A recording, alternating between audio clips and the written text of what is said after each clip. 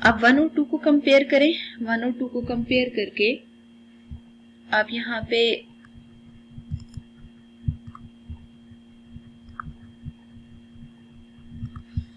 आप मार्क कर सकते हैं, इन दोनों की एक साइड इक्वल आ रही है ना। अगर एक साइड इक्वल आ रही है तो हम यहाँ लिख सकते हैं कि जब आप ए बी को डी ई से डिवाइड करेंगे तो वो इक्वल है A C by D F के, जो कि इक्वल है B C by E F के।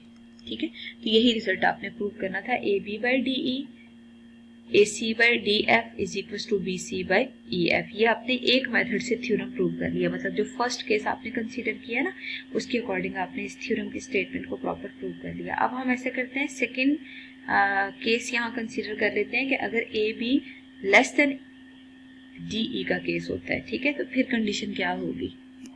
देखिए, अब हम ऐसा करते हैं, यहाँ दो ट्राइंगल्स कंसीडर करते हैं और उन दोनों ट्राइंगल्स में आपने इस तरह पॉइंट्स मार्क करने हैं कि ए बी लेस हो डी ई से। मतलब मैं इधर ए बी सी मार्क कर देती हूँ और इधर डी ई एफ मार्क कर देती हूँ। तो कंडीशन में देखें जस्ट चेंज हुई है, बाकी ट्राइंगल सिमिलर ही हैं। ठीक है, फिर आपने क्या करना है, पहले आपने कंस्ट्रक्शन इस ट्राइंगल में की थी ना, अब आप जो कंस्ट्रक्शन करेंगे ना वो बेसिकली डी ई एफ वाली शेप में करेंगे। तो डी ई एफ वाली शेप में यहाँ पे आप एल पॉइंट ले लें और एम पॉइंट ले लें।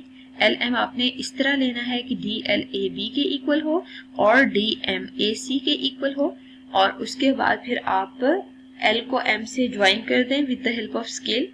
ज्वाइन करने के बाद आपने अब इनमें रेशियो प्रूव करनी है। ठीक है, तो इसके अकॉर्डिंग अगर देखा जाए तो आपने रिजल्ट यही प्रूव करना है कि D E by A B is equal to D F by A C is equal to E F by B C. ठीक है, रिजल्ट आपने यही प्रूव करना है। तो टू प्रूव जो इसके लिए आएगा बेसिकली वो ये कंडीशन होनी चाहिए।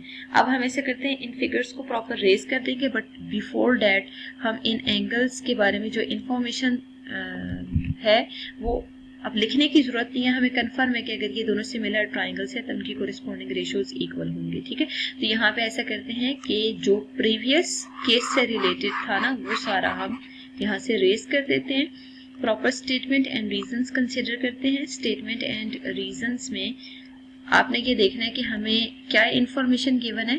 तो यहाँ पे प्रॉपर प्रूव करने की जरूरत नहीं है। देखिए, हम बहुत डिटेल में प्रीवियस थ्योरम को कर चुके हैं। यहाँ जस्ट आप कंडीशन ले लें कि if A B is less than D E, अगर ए बी डी ई से लेस है ना, इट कैन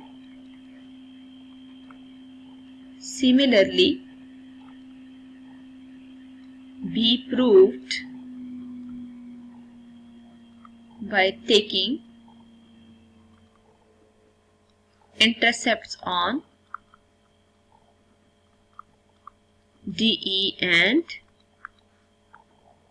DF। आप देख सकते हैं मैंने DE और DF पे इंटरसेप्ट्स लिए हैं। ठीक है, अगर आप ये कंडीशन यूज करेंगे ना तो हमें कंफर्म है कि जो AB मेजरमेंट है वो DE के equal, AB measurement sorry DL की इक्वल होगा। तो इस तरह से भी थ्योरम प्रूव करेंगे तो अगेन हमें प्रॉपर प्रूव करने की जरूरत नहीं है। जस्ट हम इसके केस को डिस्कस करके डायरेक्ट लिख लेते हैं कि इसी मेथड से प्रूव करेंगे, आपके पास जो रिजल्ट है वो यूं आएगा। ठीक है, और जब हम इसकी रीजन लिखेंगे तो रीजन में सिंपल लिख दें कि we can prove by using same procedure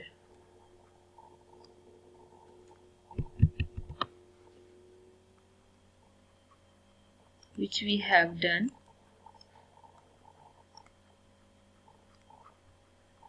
above। ठीक है, तो ये रिजल्ट आपने सेकंड के लिए प्रूव कर लिया। अब हम मूव करते हैं थर्ड स्टेप की तरफ। थर्ड स्टेप में केस हमने क्या लेना है कि जब ए बी और डी ई इक्वल होंगे।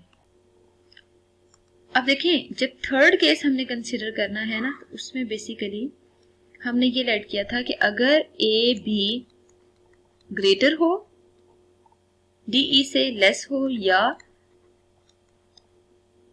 इक्वल हो।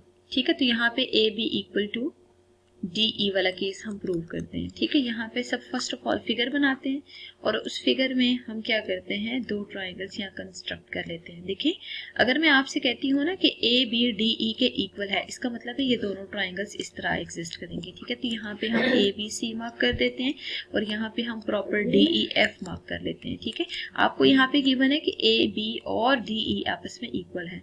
अगर ये सारे एंगल इक्वल थे, ठीक है ना, जैसे एंगल BE के इक्वल, फिर एंगल C एंगल F के इक्वल, और जो लास्ट एंगल आ रहा है A वो आपके पास D के इक्वल था, तो ये कौन सी ट्राइंगल्स थी, सिमिलर थी।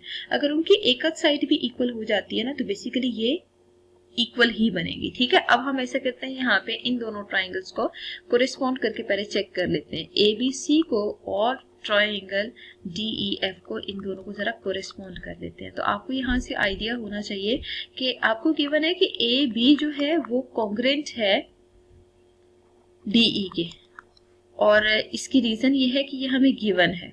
अब आप देखें कि एंगल B आपको गिवन है कि एंगल E के कॉन्ग्रेंट है, ये भी गिवन है, और फिर एंगल A जो है वो एंगल D के कॉन्ग्रेंट है, ये भी आपको गिवन है। अगर ये कंडीशंस होल्ड कर रही है ना, इसका मतलब ये है ये दोनों ट्राइंगल्स कॉन्ग्रेंट होंगे। अगर ये दोनों ट्राइंगल्स हैं, इनमें बनने वाला हर एंगल और हर साइड कॉन्ग्रेंट होगी। ठीक है, अगर हर एंगल और हर साइड कॉन्ग्रेंट है ना, तो बेसिकली यहाँ पे ASA पास्टुलेट एग्जिस्ट कर रहा था। ठीक है, तो इसका मतलब ये है कि इसकी सारी कोरिस्पॉन्डिंग साइड्स इक्वल होंगी। अगर इनकी सारी कोरिस्पॉन्डिंग साइड्स इक्वल हैं, तो बेसिकली AC कॉन्ग्रेंट है DF के, और इसके अलावा BC भी कॉन्ग्रेंट है EF के। तो एक साइड को तो आपने खुद से स्टार्ट में कॉन्ग्रेंट लिया हुआ था।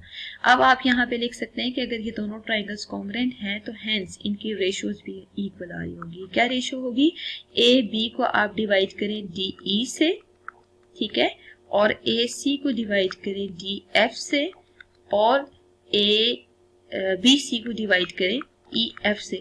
तो आप ये देखें कि AB और DE तो इक्वल है, फिर इसी तरह AC और DF भी इक्वल है, BC और EF भी इक्वल है, तो ये तो आपस में सारे कैंसिल हो जाएंगे इक्वल होने की वजह से। अगर ये कैंसिल हो जाएंगे तो इनको सॉल्व करके जो आंसर आएगा वो 1 के इक्वल आएगा। इसका मतलब ये है कि ये रेशियो 1 के इक्वल है। तो लास्ट पे आप लिख दे hence the result is true for all cases. ठीक है, यही बेसिकली आपने प्रूव करना था कि ये जितने भी रिजल्ट्स आ रहे हैं उनमें ये रेशियोज आपके पास हमेशा इक्वल आ रही होंगी।